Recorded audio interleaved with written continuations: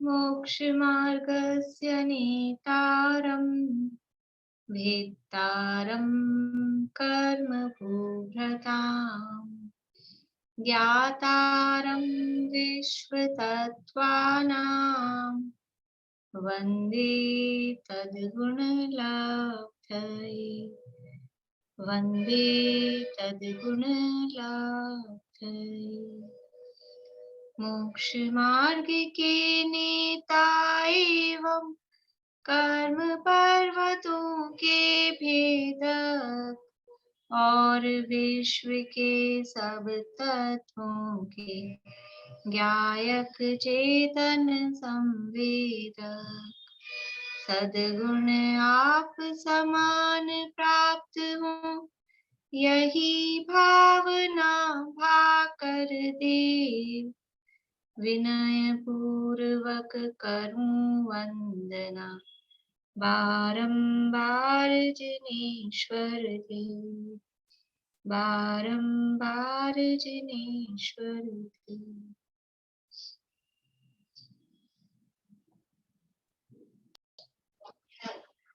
Homework तो नहीं है कुछ कल का? हो गए ना? तो अब वो लाभ वाली चर्चा तो अपन लास्ट में करेंगे, लाभ की। तो संस्थान नामकरण किसे कहते हैं? संस्थान नामकरण किसे कहते हैं?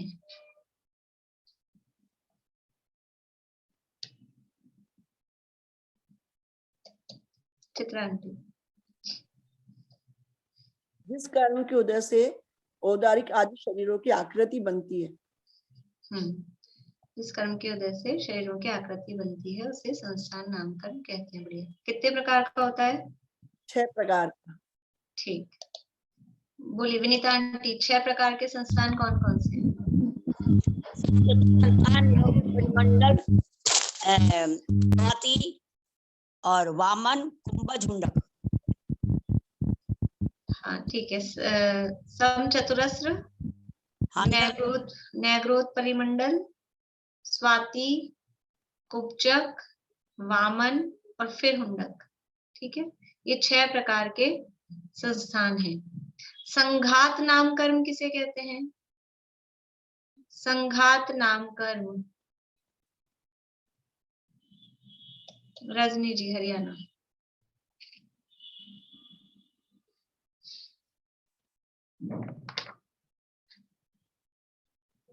कुछ जो आपको समझ में आया हो ना, अपनी टूटी फूटी भाषा में उसको परिभाषा बना दो। एक तो शुरू तो यही सुना जिस कर्म के उदय से, अब उससे होता क्या है वो बात लगा दो और उसे ये कर्म कहते हैं, बस इतनी सी बात है। आपको संघात समझ में आया कि नहीं आया? समझ में तो आ गया पर याद नहीं है इससे। तो फिर कुछ नहीं समझ आया अगर याद नहीं है तो। बोलिए पारुल। जिस कर्म के उदय के निमित्त से शरीर के परमाणु में कोई छेद, बीच में कोई छेद, मतलब कोई स्पेस नहीं रहती, निश्चेद संस्थान। हाँ बस इतनी सी बात है। जिस कर्म के उदय के निमित्त से शरीर के जो परमाणु हैं वो बिल्कुल छेद रहित होते हैं, एकदम उनमें कसावट रहती है, उस कर्म का नाम है संघात नामकरण। कितने प्रकार का होता है ये? उंगली से बता दीजिए। 1 2 3 4 5 6 7 8 9 10 जितना भी होता है, 5 प्रकार का, यानी जो शरीर है वही। सहनन नामकरण किसे कहते हैं? सहनन नामकरण किसे कहते हैं?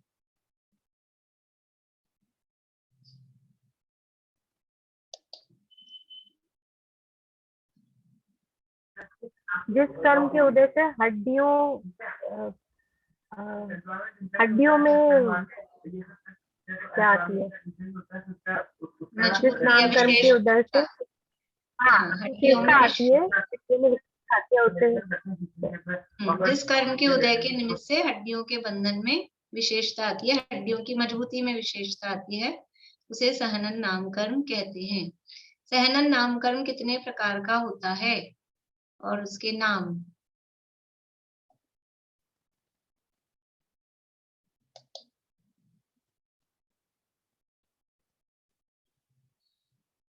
रजनी जी। 6 प्रकार का होता है। हाँ, नाम बोलिए। नाम मेरे को याद नहीं।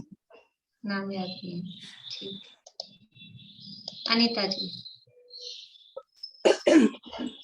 वज्र, वृषभ, नारा, सैनन, वज्र, नारा, सैनन नामक्रम, फिर नारा सैनन, फिर केलित सैनन, एक रह गया बीच में, वामन।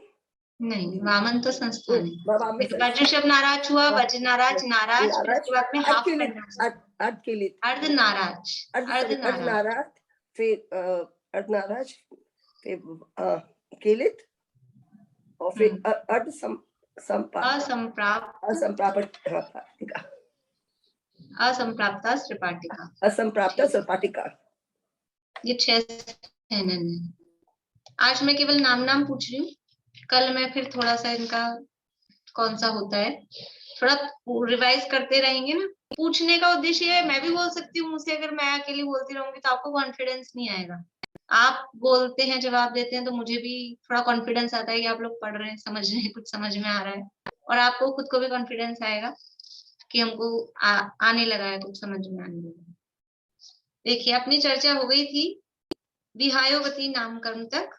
कल हमने चर्चा की थी उच्छ्वास और विहायोगति, 2 नामकरण के संदर्भ में कल हमने चर्चा की थी, और उसके उच्छ्वास के प्रकरण में वो पर्याप्त अपर्याप्त की बहुत सारी चर्चा आ गई थी।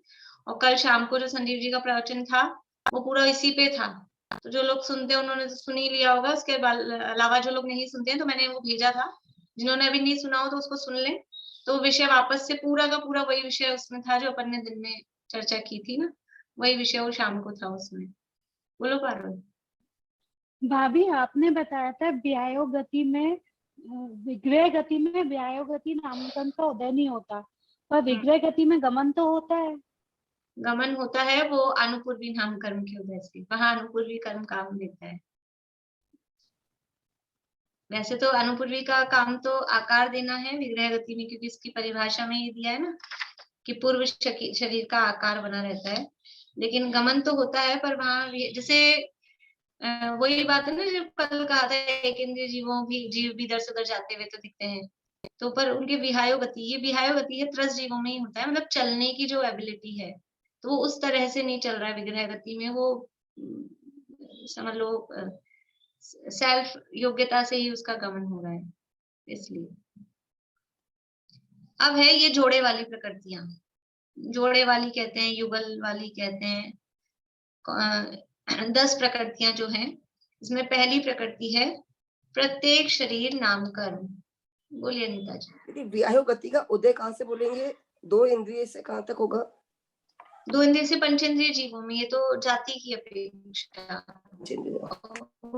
गुणस्थान में देखेंगे तो गुणस्थान में पहले गुणस्थान से लेके, सामान्य रूप से विहायोगति बोल रहे हैं, तो पहले गुणस्थान से लेके 13वें तक है। फिर उसमें प्रशस्त अप्रशस्त का अलग अलग होगा, अप्रशस्त का कहाँ तक है, प्रशस्त का कहाँ तक है, तो अभी उतनी डिटेल में रहने दीजिए। सामान्य रूप से प्रत्येक शरीर नाम कर्म, क्या नाम है कर्म का? शॉर्ट में इसको प्रत्येक भी बोल देते हैं, प्रत्येक साधारण, मतलब जोड़ा है ना, लेकिन पूरा नाम क्या है? प्रत्येक शरीर नाम कर्म, और उसके अपोजिट वाले का नाम है साधारण शरीर। प्रत्येक शरीर और साधारण शरीर, तो प्रत्येक शरीर नाम कर्म किसे कहते हैं? पेज नंबर है 314 तत्वार्थमणि प्रदीप में, और ये कर्म का नंबर है 73। जिस कर्म के उदय के निमित्त से शरीर एक जीव के ही भोगने योग्य होता है, वह प्रत्येक शरीर नामक नाम कर्म है। किसे कहेंगे प्रत्येक शरीर? जिस कर्म के उदय से वो जो शरीर है, कोई शरीर है पर्टिकुलर, वो शरीर का भोगने वाला, मतलब उस शरीर का स्वामी वो एक ही जीव होता है, उस कर्म के उदय को वो कर्म कहलाता है प्रत्येक शरीर नाम कर्म। जिस कर्म के उदय के निमित्त से शरीर एक जीव के ही भोगने योग्य होता है, अर्थात एक शरीर का स्वामी एक जीव होता है, वह प्रत्येक शरीर नाम कर्म कहलाता है। एक शरीर का स्वामी एक जीव, मतलब जैसे कि ये एक शरीर है, अपना जो शरीर दिखाई दे रहा है ना, ये किसका शरीर है? हमारे शरीर में कीड़े हैं कि नहीं अंदर पेट में? कि नहीं, हमारे तो नहीं है। कि होते हैं, किसी को पता होते हैं, किसी को नहीं होते, लेकिन अंदर बैक्टीरिया तो होते ही है ना। बैक्टीरिया मतलब क्या है? त्रस जीव है। और त्रस जीव छोड़ो, स्थावर जीव है कि नहीं है हमारे पेट में? एक इंद्रिय, हमारे पेट मतलब शरीर में एक इंद्रिय जीव भी है। 5 प्रकार के स्थावर हैं। और त्रस जीव भी, खून की एक एक बूंद में असंख्यात त्रस जीव होते हैं। ये हमारे, ये इसीलिए तो हमारा शरीर है जो आधारिक शरीर है, ये हिंसा का कारण होता है। वैक्रिक शरीर में ये खून मांस हड्डी ये सब नहीं होते हैं, तो उसके माध्यम से ऐसी हिंसा नहीं होती है। हमारे तो शरीर में अंदर वो जीव उत्पन्न होते रहते हैं, मरते रहते हैं। और ये इसीलिए ब्लड डोनेशन के लिए, यानी ये जैन धर्म के अनुकूल नहीं है, जैन धर्म की परिपाटी नहीं है। ये दान में, दान हमारे यहाँ 4 प्रकार के कहे गए हैं। दान 4 प्रकार, और किनको देना है? 4 ही संघ को दीजिए। कौन से 4 दान हैं? औषधि शास्त्र अभय आहारा।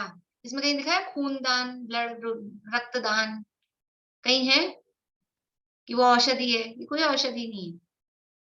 ये अपने अनुकूल नहीं है, क्योंकि वो खून जब निकलता है वो अंदर तो वो अपने वातावरण में उत्पन्न होते हैं, मरते हैं जैसे भी हैं, पर वो बाहर निकल के वो सारे जीव उसमें जो होते हैं वो मर जाते हैं। फिर वो दूसरे के बॉडी में जाते हैं, फिर वो उसके हिसाब से वहां मरते हैं, फिर नए उत्पन्न होते हैं। तो वो कैंप लगाने जैसा है, उसको धर्म मानने जैसा धर्म तो कदापि नहीं है। धर्म तो किसी भी रूप में नहीं है, और ऐसा जैनों के करने योग्य कार्य भी नहीं। अब किसी की पर्सनल परिस्थिति होती है, व्यक्तिगत कोई काम है, उसमें कभी किया, वो एक अलग बात है। लेकिन ये डोनेशन वाली चीज नहीं है। और ऐसे ही हमारी उंगली उंगली कट जाती है, तो बचपन से क्या सीखते हैं और क्या सिखाते हैं? उंगली कट गई, मुंह में दे लो। तो वो खून हमने पी लिया अंदर, तो वो खून की एक बूंद में कितने जीव थे, त्रस जीव थे। मांस भक्षण का दोष लगता है, वो पीने योग्य नहीं है। वो तो अंदर भी आ रहा हो ना मुंह में, तो थूकने योग्य है। इसलिए तो वो बात, अपना प्रकरण वो नहीं है। बात तो ये है, ये जो हमारा शरीर है, इस शरीर में बहुत सारे त्रस जीव हैं, बहुत सारे स्थावर जीव हैं। तो इस शरीर का मालिक कौन है? उनमें से असंख्यात जीव हैं इस शरीर में, और एक मैं भी हूँ। मालिक कौन है? किसका शरीर कहा जाएगा? ये मालिक मैं ही हूँ। वो सारे उसमें रहते हों भले ही, लेकिन वो सब मालिक नहीं है इस शरीर के। तो जिस शरीर के, जिस कर्म के उदय के निमित्त से जो शरीर है वो एक ही जीव के भोगने योग्य होता है। भोगने योग्य होता है मतलब उसकी मालिकाना, उसका अधिकार किसका शरीर है। तो ऐसा कहा जाएगा इतने सारे कीड़े मकोड़े अंदर हैं, लटवट जो भी होती हैं, वो पेट के कीड़े, वो सब इसके मालिक हैं। ये मालिक के नाम पे तो जो जिसका नाम है, अभी ये इनका शरीर है, ये इनका शरीर है, ऐसा कहा जाएगा। तो वो एक ही जीव के भोगने योग्य होता है, अर्थात एक शरीर का स्वामी एक ही जीव होता है। वह प्रत्येक शरीर नाम कर्म कहलाता है। दूसरा है इसके साथ में ही साधारण शरीर नाम कर्म। जिस कर्म के उदय के निमित्त से बहुत से जीवों के भोगने योग्य साधारण शरीर होता है, वह साधारण शरीर नाम कर्म है। यानी जिस कर्म के उदय के निमित्त से एक शरीर और उसके स्वामी बहुत सारे जीव हों, एक शरीर के स्वामी अनेक जीव हों, जिस कर्म के उदय के निमित्त से शरीर अनेक जीवों के भोगने योग्य होता है, यानी एक शरीर के मालिक अनेक जीव होते हैं, उस कर्म को साधारण शरीर नाम कर्म कहते हैं। साधारण का मतलब है कॉमन। जैसे कि एक यात्रा में जाते हैं, एक बस आके कहीं ठहरी किसी क्षेत्र पे, और एक हॉल खोल दिया, तो सब उसमें रुक जाओ, 50 आदमी, बड़ा सारा हॉल है। तो ये क्या हो गया? साधारण। कि वो एक हॉल किसका है? ये कमरा की सबका है, सब मालिक हैं। मालिक मतलब जितनी देर के लिए रुकेंगे। और लेट बात है तो वो भी सब कॉमन है, किसी का पर्सनल, ये पर्सनल नहीं, वो कॉमन है। तो ऐसा साधन, वो शरीर कैसा है? ये कॉमन है। जो शरीर एक जीव का वही शरीर, दूसरे जीव का वही शरीर, तीसरे जीव का वही शरीर, चौथे जीव का, कॉमन, वो कहलाता है साधारण शरीर। किन जीवों का होता है साधारण शरीर? किन जीवों का होता है? बोलिए सुधा जी। स्थावर का एक इंद्रिय जीव, एक अग्नि का एक, वायु का एक, वनस्पति का एक। निगोटिया गलत जवाब। वनस्पति का एक, जीवों का। वनस्पति का एक अभी भी अधूरा जवाब है, गलत तो नहीं कह सकते पूरा, लेकिन अधूरा है। नीलम भाभी बोलिए। अनम्यूट नहीं हुआ। साधारण वनस्पति। साधारण तो बोल ही रहे हैं, उसका नाम दूसरा बोलिए ना। साधारण वनस्पति को क्या कहते हैं? सप्रतिष्ठित नहीं। साधारण जवाब सही है, लेकिन उसका पर्यायवाची दूसरा नाम बोलो पारुल। असाधारण। अरे साधारण सही है, उसको साधारण- असाधारण कर रहे हो आप।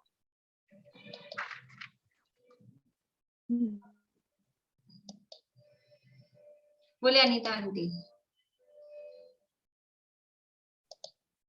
एक शरीर में अनेक अरे ये सब मेरे को प्रवचन नहीं सुनना है, मेरे को एक शब्द पूछना है। साधारण वनस्पति को क्या कहते हैं? जवाब तो सही है, साधारण वनस्पति। बोलिए, मतलब सरल शब्द पूछ रही हूँ आपसे जो आपको पता है। निगोदिया किसका होता है? साधारण शरीर निगोदिया जीवों का। साधारण वनस्पति को ही तो निगोदिया कहते हैं। साधारण वनस्पति, ये परिभाषा अभी तक याद नहीं हुई आप लोगों को? साधारण वनस्पति को निगोद कहते हैं। निगोद इज इक्वल्स टू साधारण वनस्पति। साधारण वनस्पति इज इक्वल्स टू निगोद। तो ये साधारण शरीर नाम कर्म का उदय किसके होता है? कि जो साधारण वनस्पति है, यानी निगोदिया जीवों के क्या होता है कि ये एक शरीर एक है और उसके मालिक बहुत सारे मालिक हैं। पर्सनल शरीर भी नहीं होता उनका अपना। हमको तो क्या चाहिए? अपने तो बच्चों को भी पर्सनल कमरा, personal table, personal bed, personal toilet, और आजकल तो अभी तो मोबाइल सबके पर्सनल हो गए हैं। 8-8 साल के बच्चों के भी पर्सनल मोबाइल हो गए कोरोना के चक्कर में सबके। बिल्कुल हर चीज पर्सनल। और वहां क्या स्थिति है कि शरीर तक भी पर्सनल नहीं है, शरीर भी कॉमन। कॉमन में रहना अच्छा लगता है? किसको पसंद है कॉमन में? कॉमन कमरा मिल जाए, कॉमन लेट बाथ मिल जाए, बस में कॉमन, ट्रेन में कॉमन, वही मजबूरी है। वह अपनी पर्सनल गाड़ी करके जाते हैं अपन तो। हेलीकॉप्टर भी पर्सनल, वो पर्सनल चाहिए। और यहाँ क्या स्थिति है? ये अभी तो बहुत पर्सनल चाहिए। ये बाहर के पर्सनल में ये जो अपना असली पर्सनल जो मैं हूं, मैं जो पर्सन हूं, उस पर्सन को भूल गए कि मैं जीव हूं, और अपने इस पर्सन को नहीं पहचाना, अपनी आत्मा को, जीव को, तो वो कॉमन में चले जाएंगे, साधारण में, और फिर वो जन्म मरण वहां पर लगा रहेगा। तो ये दोनों, एक है प्रत्येक शरीर नाम कर्म, एक है साधारण शरीर नाम कर्म। जिस कर्म के उदय के निमित्त से एक शरीर यानी एक शरीर एक जीव के द्वारा भोगने योग्य होता है, मतलब एक शरीर का स्वामी या मालिक एक जीव होता है, वो प्रत्येक शरीर नाम कर्म है। और जिस कर्म के उदय के निमित्त से एक शरीर अनेक जीवों द्वारा भोगने योग्य होता है, मतलब एक शरीर के मालिक अनेक जीव होते हैं, उसे साधारण शरीर नाम कर्म कहते हैं। साधारण शरीर नाम कर्म का उदय क्या हुआ? साधारण शरीर नाम कर्म का उदय साधारण वनस्पति कायिक जीवों के, यानी निगोदिया जीवों के ही होता है। ये समझ में नहीं आया, एक शरीर में अनेक शरीर कैसे, ये समझ में नहीं आया मेरे तो। एक शरीर में अनेक शरीर नहीं, एक शरीर में अनेक जीव। अभी बताती हूँ। हाँ बताती हूँ। मुझे से ये प्रत्येक शरीर वाला तो समझ में आ गया कि एक के एक ही होगा, लेकिन एक में अनेक ये समझ में नहीं आया। अभी बताती हूँ, बोलिए रजनी। नहीं, ये जो प्रत्येक शरीर में भी आपने बताया, उसका उदाहरण आपने क्या दिया फिर? बस बता ही रही थी उदाहरण ही कि साधारण शरीर नाम कर्म का उदय निगोदिया जीवों के होता है। इसके अलावा जितने भी जीव हैं वो सब क्या हो जाएंगे? वो सब प्रत्येक शरीर। तो लेकिन हम क्या है, देखो ये जो कर्म के उदय है ना, नाम कर्म के, अभी जोड़े वाले कर्म है, तो एक एक कर्म का उदय एक एक होगा। तो अभी हमारे साधारण का उदय होगा कि प्रत्येक का? हम साधारण है क्या? साधारण नहीं है। साधारण नाम कर्म का उदय, साधारण शरीर नाम कर्म का उदय केवल और केवल निगोदिया जीवों के है, इतना बता दिया। जो साधारण जैसे वनस्पति है उनके है। तो इसके अलावा जो भी जीव हैं, पृथ्वी कायिक, जल कायिक, अग्नि कायिक, वायु कायिक, प्रत्येक वनस्पति कायिक, 2 इंद्रिय, 3 इंद्रिय, 4 इंद्रिय, सैनी पंचेंद्रिय, असैनी पंचेंद्रिय, देव, नारकी, मनुष्य, सबके प्रत्येक शरीर नाम कर्म का उदय। नहीं, पर अभी आपने इसी में चर्चा की थी ना कि एक ही शरीर के अंदर अपने अंदर बहुत बैक्टीरियाज हैं और है, तो वो सब फिर क्या हुआ? वो मालिक नहीं है, वो रहते हैं शरीर के आधार से, लेकिन वो मालिक नहीं। उनको जैसे हमारे घर में चूहे होते जैसे हैं कि नहीं? आलू का क्या होगा? आलू एक शरीर है। हाँ, बता रही हूँ अभी मैं उदाहरण। आप प्रश्न है आपको? नहीं, मैं यही कह रही थी, आलू का ही बता रही थी। हमारे घर में चूहे होते हैं कि नहीं होते? तो चूहे हमारे घर के मालिक हैं, वो भी तो चूहे घर में रहते हैं। चूहे भी तो, मक्खी मच्छर चूहे मालिक ना हो सकता है नहीं भी हो, नहीं होते चूहे। मक्खी मच्छर तो होते ही हैं, हो ही जाते हैं एक आध दो, तो कितना भी साफ सफाई कुछ भी करो। तो वो मालिक हैं कि हमारे घर में रहते हैं? मालिक नहीं होते, रहते हैं। नौकर चाकर ही अपने घर में हम क्वार्टर बनाकर रखते हैं, तो क्या वो मालिक हो गए? उस घर में रहते हैं, वो ऐसे बोलता है ये मेरा घर है, ये मेरा मकान है, तो क्या वो मालिक हो जाता है? मालिक तो जो है वही है। तो ऐसे ही हमारे शरीर में कीड़े मकोड़े जो भी हैं, बैक्टीरिया, वो रहते हैं, लेकिन वो मालिक नहीं होते। उनका खुद का शरीर अलग है। वो निकल जाते हैं ना, कभी हम बच्चों के देखते हैं, दवाई देते हैं तो वो कीड़ा निकलता है। तो वो उसका शरीर अलग था, तब तो वो अपना शरीर को लेके निकल गया। लेकिन ये जो साधारण शरीर है उसमें कॉमन शरीर है, एक कोई अपने शरीर को लेके अलग से निकल जाए, ऐसा नहीं होता। अभी बताती हूँ किस तरह से होता है वो कॉमन। ठीक है, और प्रश्न है किसी का? पहले अभी क्लियर हो गया। देखिए इसमें क्या होता है, जैसे कि एक आलू है। एक्चुअल में तो आलू साधारण वनस्पति नहीं होती। आलू जो है ना, आलू भी प्रत्येक वनस्पति है, लेकिन वो सप्रतिष्ठित प्रत्येक होती है। वो मतलब इतना समझ लीजिए, वो साधारण वनस्पति नहीं है एक्चुअल में। साधारण, कल की ही आप लोग कल का वो प्रवचन जरूर सुनना संजीव जी वाला, तो आपको और भी बातें मतलब कुछ अपनी क्लास में नहीं भी आई थी, अपना प्रकरण नहीं था, तो वो भी बातें उसमें हैं, और अपने वाले तो थी ही सारी बातें। तो ये जो क्या कह रही थी मैं, स्लिप हो गया दिमाग से। यानी आलू, हाँ आलू है, वो साधारण वनस्पति नहीं है।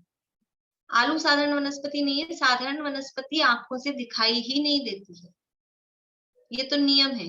लेकिन हम बताने के लिए, समझाने के लिए, आलू तो है प्रत्येक वनस्पति, लेकिन उस प्रत्येक वनस्पति के आधार से निगोद जीव साधारण वनस्पति रहती है, उसके आधार से रहती है। इसलिए हम आलू को ही कह देते हैं ये साधारण वनस्पति है, लेकिन एक्चुअल में आलू साधारण वनस्पति नहीं होता है, इतना समझ के रखें। पर अब उदाहरण में अपने पास वही है समझाने के लिए। आलू है तो सुई घुसाई आलू में, सुई घुसाई और वो सुई निकाल ली, तो उसकी टिप पे जो कोई आलू की कण आया होगा, सुई की टिप पे, नोक पे, जितना आलू का कितना आएगा, इतना बड़ा कि इतनी सी नोक है, इतना सा कण, उसका पता नहीं अपनों को दिखेगी भी नहीं दिखे।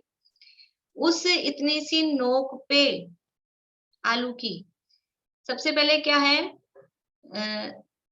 असंख्यात तो है शरीर, असंख्यात उसके अंदर इतने से आलू की कणिका में असंख्यात शरीर है। फिर उस एक एक, पहले एक उदाहरण समझते हैं अपन, फिर ये समझ में आएगा।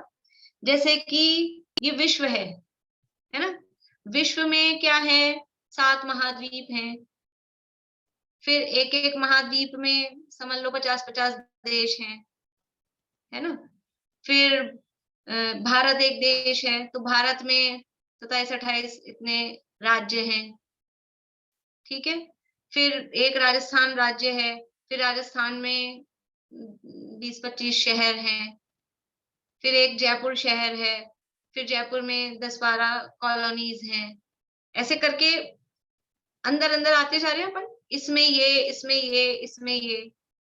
जैसे भारत में राजस्थान या जम्बूद्वीप से लिया, वहां मूल शासन में उदाहरण दिया, जम्बूद्वीप में भरत क्षेत्र, भरत क्षेत्र में अयोध्या नगरी, अयोध्या में फिर समझ लो वो कोई एरिया, भारत क्षेत्र में अपन भारत लो, फिर भारत में राजस्थान लो, राजस्थान में जयपुर, फिर जयपुर में बापू नगर, और बापू नगर में भी समझ लो गणेश मार्ग, और फिर गणेश मार्ग में भी वो हमारा चैत्यालय।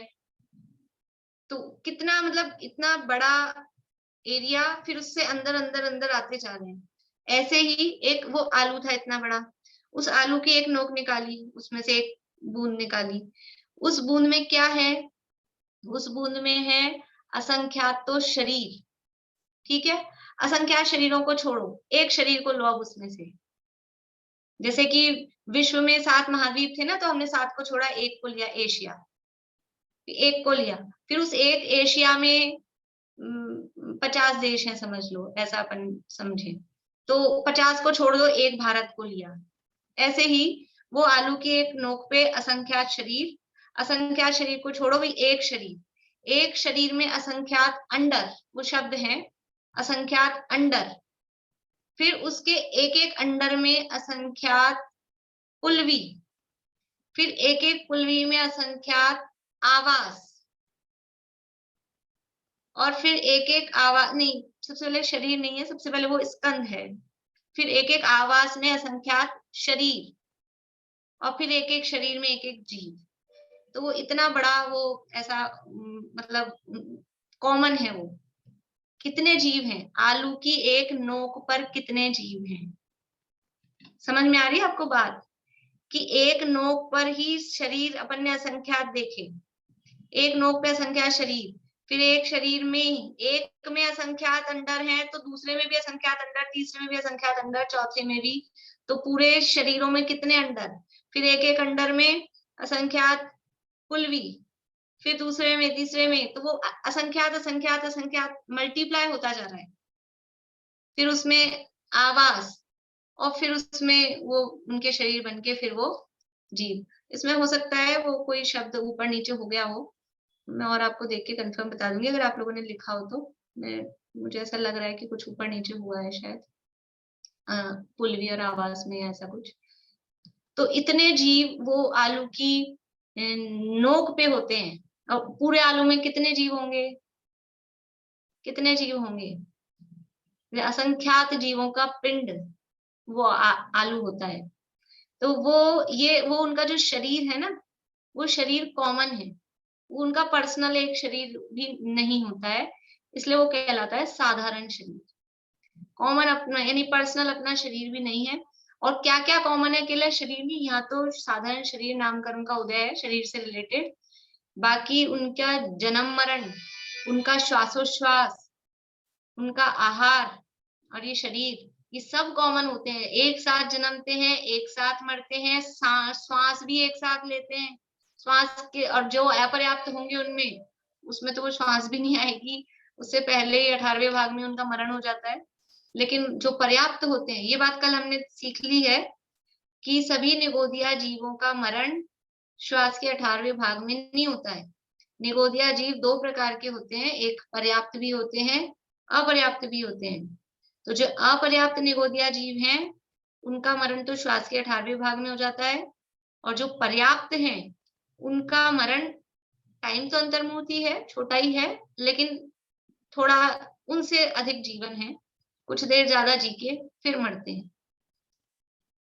और अकेले निगोदिया जीव ही अपर्याप्त नहीं होते, एक इंद्रिय से लेके पंचेंद्रिय तक के जीवों में अपर्याप्त होते हैं, मनुष्य भी अपर्याप्त होते हैं। इस तरह से ये प्रत्येक शरीर नामकर्म और साधारण शरीर नामकर्म, ये 2 कर्म हुए। साधारण शरीर नामकर्म का उदय साधारण वनस्पति कायिक जीवों में यानी निगोदिया जीवों में ही होता है। और इसके अलावा जो भी जीव बच गए, तो मैंने आपको बता दिया इसके अलावा कौन कौन बच गए। पृथ्वी कायिक, जल कायिक, अग्नि कायिक, वायु कायिक, प्रत्येक वनस्पति कायिक, और 2 इंद्रिय, 3 इंद्रिय, 4 इंद्रिय, असैनी पंचेंद्रिय, सैनी पंचेंद्रिय, नारकी, मनुष्य, देव, ये सब में प्रत्येक शरीर नामकर्म का उदय होता है, क्योंकि वो सब प्रत्येक है, एक शरीर का स्वामी या भोक्ता एक जीव होता है। फिर है त्रस नाम कर्म। परिभाषाएं बहुत सरल है, परिभाषाओं में कुछ कठिनता नहीं है। एक बार आप स्टाइल समझ लो। सबसे पहले तो जिस कर्म के उदय से लिखना है, बोलना है, और लास्ट में लिखना है उसे वो वाला नामकर्म कहते हैं। बीच के 2-4 शब्द हैं, और क्या है। परिभाषा तो बहुत सरल है, और स्वरूप समझ में आ जाए तो परिभाषा बन जाती है अपने आप। बोलिए रजनी जी। आलू प्रत्येक वनस्पति का उदाहरण होगा या फिर साधारण वनस्पति? आलू सप्रतिष्ठित प्रत्येक है, सप्रतिष्ठित प्रत्येक वनस्पति है। अभी वो क्या अपना टॉपिक वो नहीं है ना, वरना फिर उदाहरण वो चल जाते हैं कि फिर प्रत्येक वनस्पति 2 प्रकार की है, सप्रतिष्ठित अप्रतिष्ठित। वो अपना विषय वो नहीं है। ये शायद संजीव जी के प्रवचनों में आ जाएगा। इन दिनों जो चल रहे हैं ना उनके प्रवचन, वो आप लोग सुन लीजिए, तो उसमें आ जाएगी शायद ये बात। जो जीव समाज का प्रकरण चल रहा है ना उनका, या परसों वाला भी, म्यूट हो गया, परसों वाले में भी शायद हो सकता आया हो। मैंने कल निगोदिया जीव जो है वो साधारण वनस्पति का उदाहरण है। हाँ, निगोदिया जीव भी साधारण वनस्पति, या साधारण वनस्पति निगोदिया दिखती नहीं है, वो आंखों से नहीं दिखती है साधारण वनस्पति। हमको जितनी भी दिख रहे हैं ना ये पेड़ पौधे या जो भी वनस्पति के नाम पे हमको दिखता है, वो सब प्रत्येक वनस्पति ही होती है। साधारण वनस्पति आंखों से नहीं दिखती है। बोलिए रेखा जी। मैम आवास है ना पहले होगा और फिर बाद में फुल भी होगा। पहले आवास होगा ना? हाँ, वो मुझे थोड़ा कंफ्यूजन ही लग रहा था कि कुछ उल्टा पुल्टा हो गया है। पहले अंडर, पहले अंडर फिर आवास फिर फुल भी। सबसे पहले स्कंद, फिर अंडर, फिर आवास, फिर पुलवी, और फिर शरीर। हाँ, फिर शरीर। ठीक है, फिर से ठीक कर लीजिए आप लोग। जैसे कि एक स्कंद है, वो आलू या वो एक कण, वो उसको कहा एक स्कंद। उसे एक स्कंद में असंख्यात अंडर, फिर उसके बाद में असंख्यात आवास, एक एक अंडर में असंख्यात आवास, फिर एक एक आवास में असंख्यात पुलवी, और फिर एक एक पुलवी में असंख्यात शरीर, और फिर एक एक शरीर में अनंत अनंत जीव। ये है क्रम।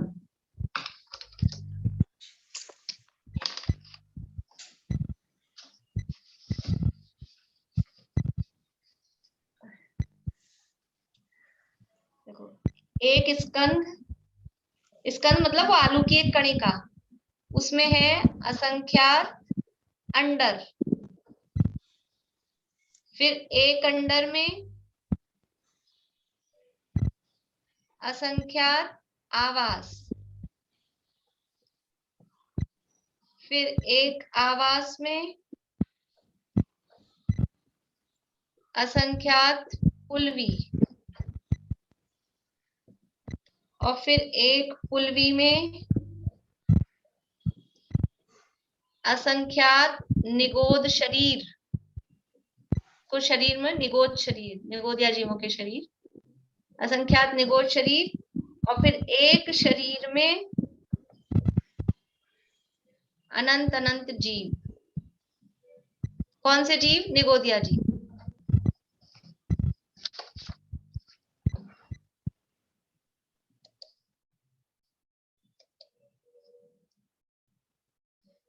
बोलो पारुल।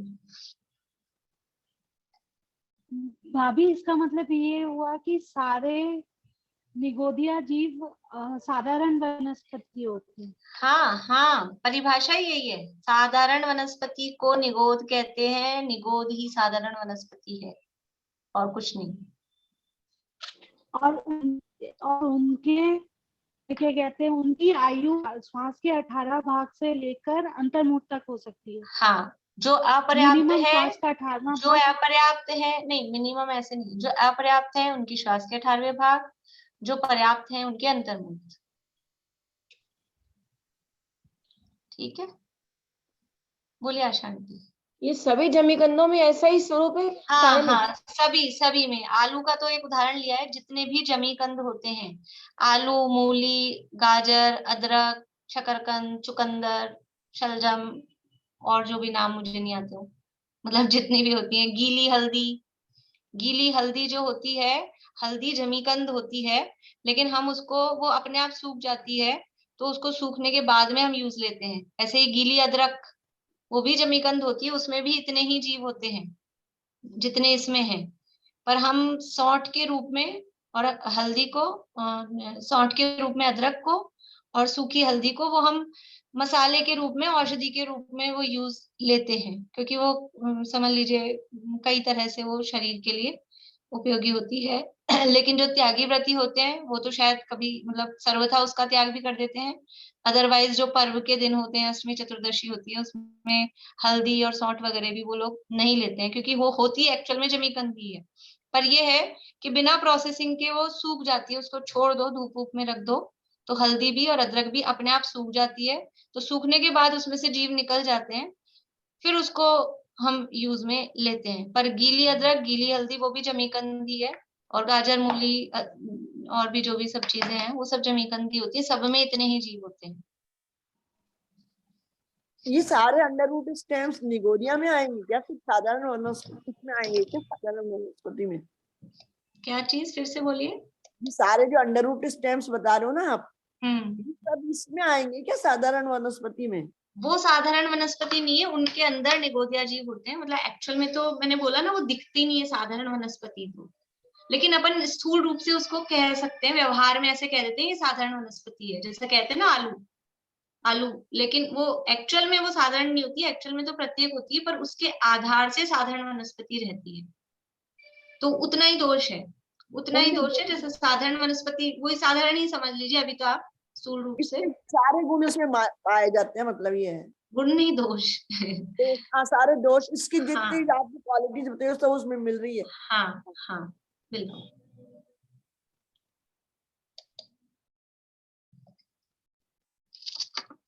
देखिए अब आगे, त्रस नाम कर्म। 75 नंबर का कर्म है त्रस नाम कर्म। जिस कर्म के उदय के निमित्त से दो इंद्रिय आदि में जन्म हो, द्विइंद्रिय आदि में यानी दो इंद्रिय आदि में जन्म हो, उसे त्रस नाम कर्म कहते हैं। यानी सीधी सी बात है, जिस कर्म के उदय के निमित्त से जीव त्रस बने, जीव त्रस कहलाए, जिस कर्म के उदय के निमित्त से जीव को त्रस कहा जाता है, उसे त्रस नाम कर्म कहते हैं। और त्रस किसे कहेंगे कि दो इंद्रिय होगा, तीन इंद्रिय हो या चार इंद्रिय हो या पंच इंद्रिय हो, उसे ही कहते हैं ना त्रस। किसे कहते हैं त्रस? कि दो इंद्रिय, तीन इंद्रिय, चार इंद्रिय, पंच इंद्रिय जीवों को त्रस कहते हैं। तो जिस कर्म के उदय के निमित्त से इनमें जन्म हो, दो इंद्रिय बने, तीन इंद्रिय बने, चार इंद्रिय बने, पंच इंद्रिय बने, उस कर्म के उदय को त्रस नाम कर्म कहते हैं। और त्रस की परिभाषा बनानी हो इसी से अपने को, तो क्या परिभाषा बनाएंगे कि त्रस नाम कर्म के उदय से, जो कर्म की तरफ से बनानी हो तो, जिन जीवों के त्रस नाम कर्म का उदय होता है उन्हें त्रस जीव कहते हैं। कर्म की तरफ से परिभाषा बनानी हो, साधारण जीव किन्हें कहते हैं कि जिन जीवों के साधारण शरीर नाम कर्म का उदय होता है उन्हें साधारण जीव कहते हैं। ये परिभाषा किस तरफ से बना रहे हैं अपन? कर्म के उदय की तरफ से। ठीक है, तो कर्म के उदय की तरफ से जीव की परिभाषा, जीव का स्वरूप, और अभी यहाँ पे अपन कर्म की परिभाषा देख रहे हैं कि जिस कर्म के उदय के निमित्त से जीव दो इंद्रिय आदि में जन्म लेता है, यानी जीव त्रस कहा जाता है, उसे त्रस नाम कर्म कहते हैं। फिर आगे है स्थावर नाम कर्म, कि जिस कर्म के उदय के निमित्त से स्थावरों में जन्म हो, एक इंद्रियों में जन्म हो, वह स्थावर नामक नाम कर्म है।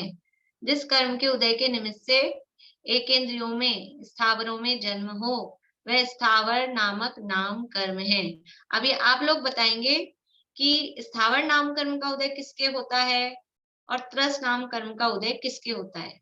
मेरे हिसाब से सबसे सरल है, सबको सोचना है, ऐसा नहीं कि भी एक दो हाथ खड़े हो गए तो अब अपनी तो छुट्टी। त्रस नाम कर्म का उदय किसके होगा और स्थावर नाम कर्म का उदय किसके होगा? प्रेमलता जी पांड्या, बहुत दिनों बाद दिख रहे हैं आप। सूतक था, इस चक्कर में मैंने पढ़ाई भी नहीं करी, बुक भी नहीं देखी और नोट्स भी नहीं बनाए। सूतक था तो आप तो दिख जाते हमें। नहीं, मैं वीडियो ऑफ करके तो ठीक है, ठीक है, बोलिए। अभी तो अभी से रिलेटेड है, पिछला कुछ भी नहीं है। अभी तो क्या बोलिए। आप वापस से रिपीट कर दीजिए।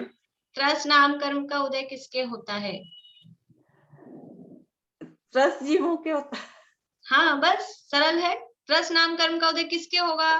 कि त्रस जीवों के, जो 2 इंद्रिय हैं, जो 3 इंद्रिय हैं, जो 4 इंद्रिय हैं, जो 5 इंद्रिय हैं, उनके त्रस नाम कर्म का उदय है। स्थावर नाम कर्म का उदय किसके होता है? हैंड रेज नहीं करें आप लोग, प्रश्न जब मैं जवाब पूछती हूँ तो मैं अपने आप पूछ लूंगी। स्थावर नाम कर्म का उदय किसके होता है? कांता आंटी बोलिए। जिस नाम कर्म के उदय से स्थावर में नहीं, किसके होगा? किसके होगा? आपको व्यक्ति मतलब जीव बताना है, कौन से जीव के होगा स्थावर नाम कर्म का उदय? एकेंद्रिय, द्विंद्रिय, एकेंद्रिय, द्विंद्रिय, चेंद्रिय, चौंद्रिय, पंचेंद्रिय तक। सबकी स्थावर का उदय कर देंगे? नहीं, पंच स्थावर जीव जो अग्निकाय, वायुकाय और वनस्पति काय। हाँ तो ये बोलिए ना किनके होगा फिर उदय? कि ये जो स्थावर हैं, ये स्थावर पांच जो स्थावर है उनके। हाँ बहुत बढ़िया।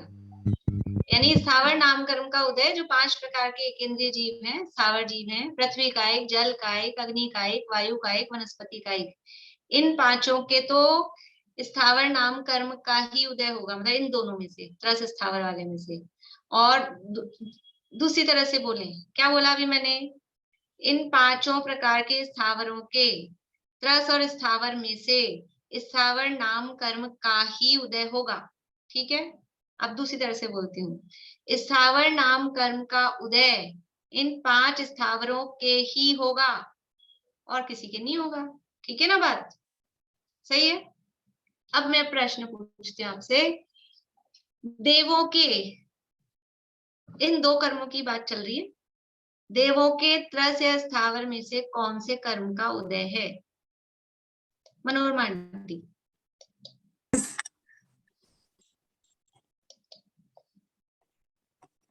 देव त्रस है कि स्थावर?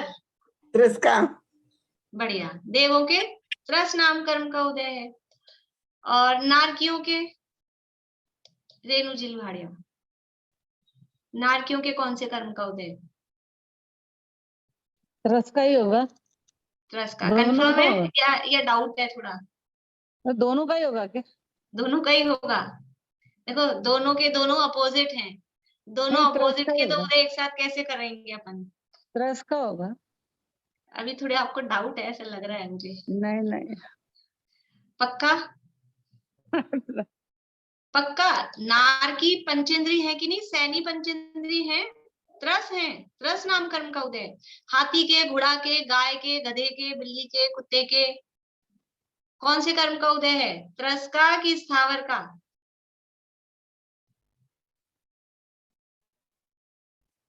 त्रस नाम कर्म का उदय। और मक्खी मच्छर के? 1 नंबर की 2 नंबर? त्रस है, मक्खी मच्छर त्रस है। और लटे निकल जाती है जो मटर में, भिंडी में, त्रस है। ये सब त्रस है। 2 इंद्रिय आदेया तसाहा सूत्र है तत्वार सूत्र में। द्विंद्रियादेय तसाहा, 2 इंद्रिय से ऊपर के जो भी जीव हैं, तो लट हो, चींटी हो, कीड़ा मकोड़ा, मक्खी मच्छर, हाथी, घोड़ा, गधा, कुत्ता, देव, नारकी, मनुष्य, तिजन, हम क्या है अपना तो देख लें, हमारे कौन से कर्म का उदय है? इनमें से छांटते चलना अपने कौन कौन से कर्म के उदय हैं। अभी मैं क्या आपको केवल उदय की तरफ से बता रही हूँ, एक ही चीज मतलब मैंने ली है इसमें, अगर बताना है तो बस उदय बता रही हूँ, वरना इसमें बंद किसको इसका बंद होगा वो एक अलग टॉपिक हो जाए, लेकिन अभी अपने को उसमें नहीं जाना है, वो कठिन पड़ जाएगा। तो अभी तो अपन उदय थोड़ा सरल है, उदय अपने को दिखता है ना सामने, इसलिए वो थोड़ा सरल पड़ता है।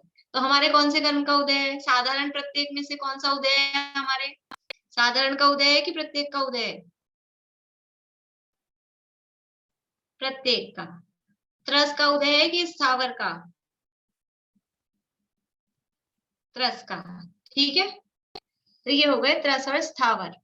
अब है सुभग नाम कर्म और दुर्भग नाम। ये बड़ा अच्छा कर्म है, अच्छा कर्म है। वैसे कर्म तो कोई भी अच्छे नहीं होते, लेकिन मतलब मजेदार है।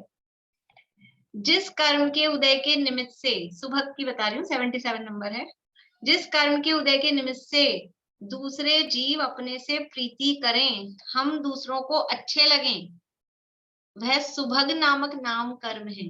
सुभग नाम कर्म यानी कोई हमको पसंद करे, हम किसी को पसंद आए, हम हमसे प्रेम करें, हमको मतलब पसंद करें, प्रेम करें मतलब गलत सेंस में नहीं, हमको पसंद करें, हमें चाहें, हमारे मतलब क्या बोलते हैं अनुकूल रहें।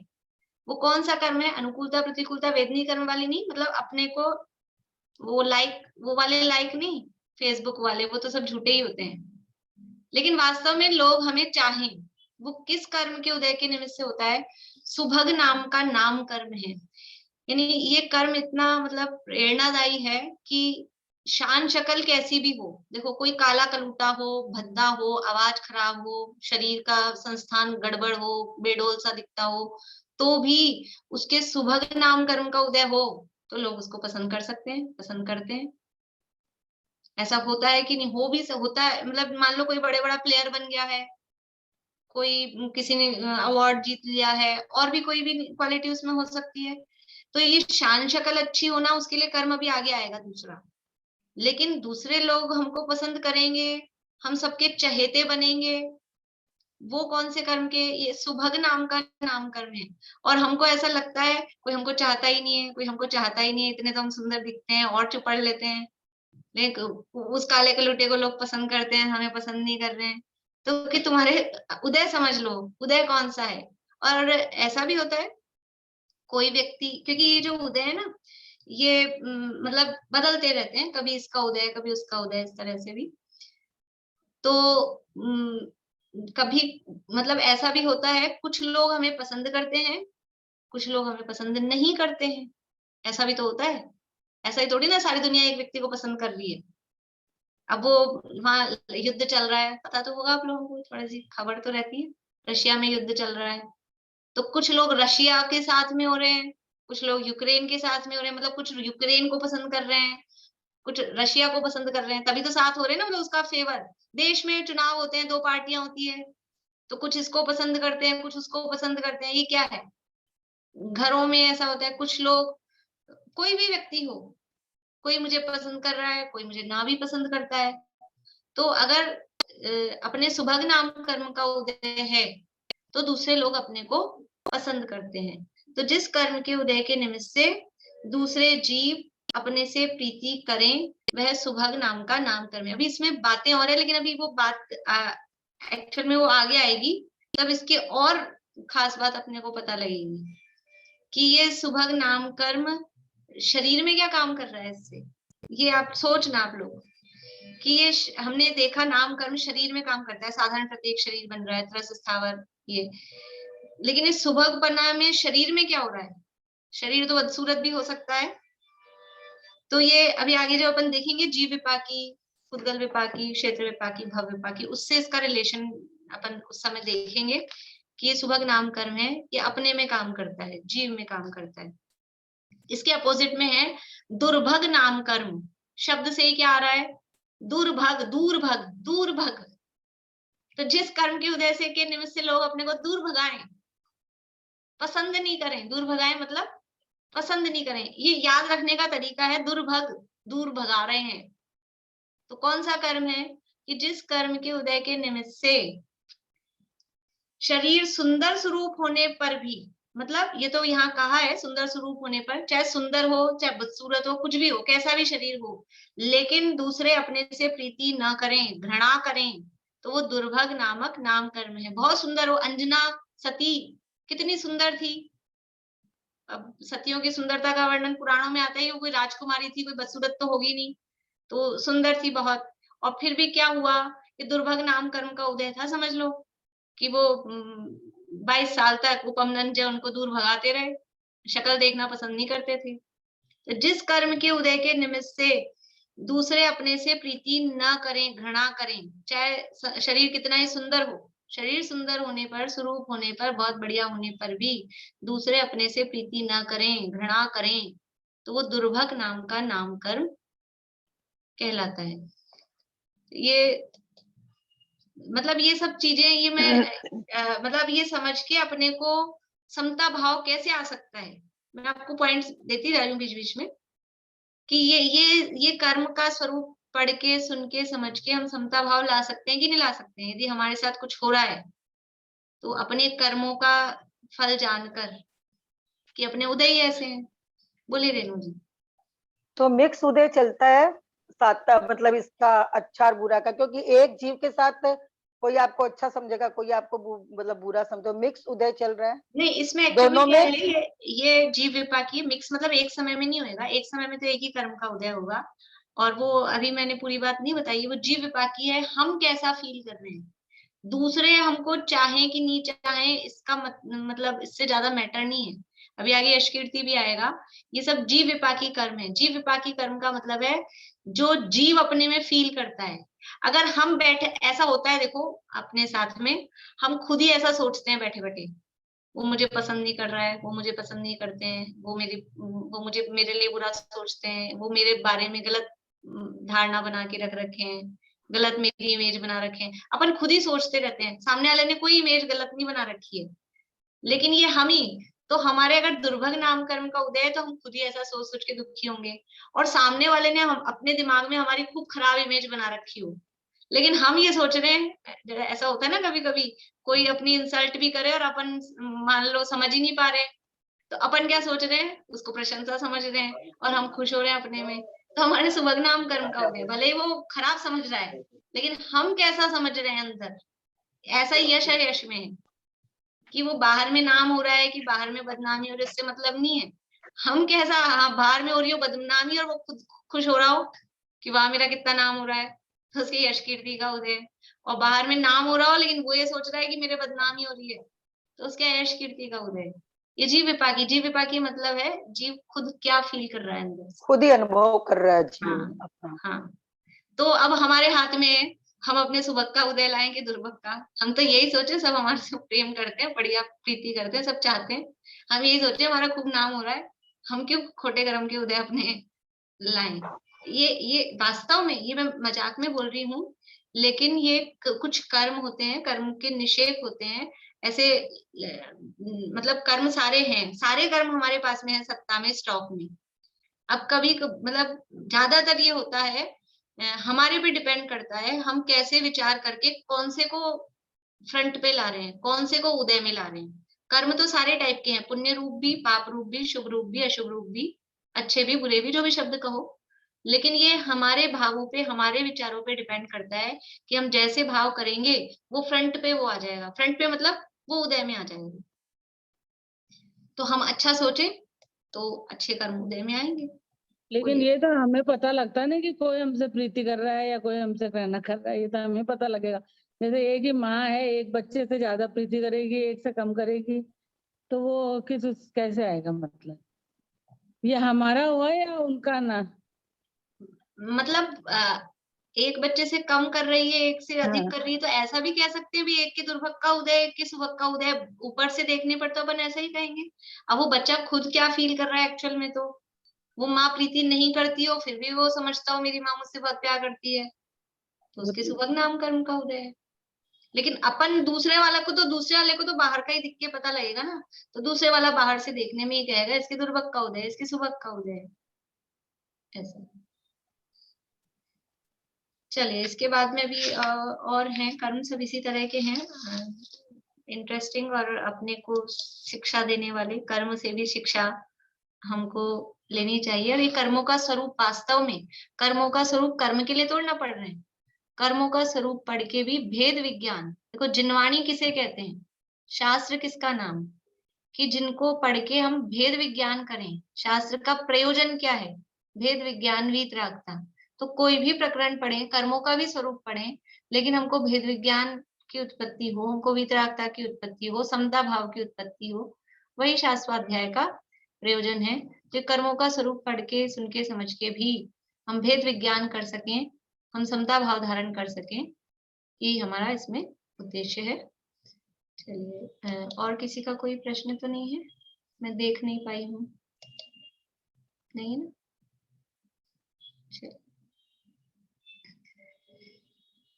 बोलिए नीलम भाभी। मेरा ये रह गया था, आपने जो संस्थान का बताया था ना, एक इंद्रिय द्विंद्रिय का, तो आपने एक इंद्रिय का बता दिया था क्या? आपने कहा था बाद में बताऊंगी। एक इंद्रिय में बता दिया था ना, वो लास्ट वाला संस्थान है। ठीक है।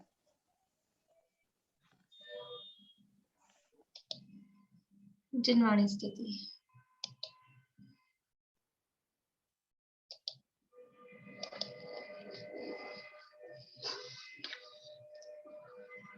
अनंत धर्मणस्तत्त्वं पश्यन्ति प्रत्यगात्मनः अनेकान्तमयी मूर्तिर्नित्यमेव प्रकाशताम्। देखे पर से भिन्न अगणित गुणमय आत्मा अनेकांतमय मूर्ति सदा प्रकाशित ही रहे।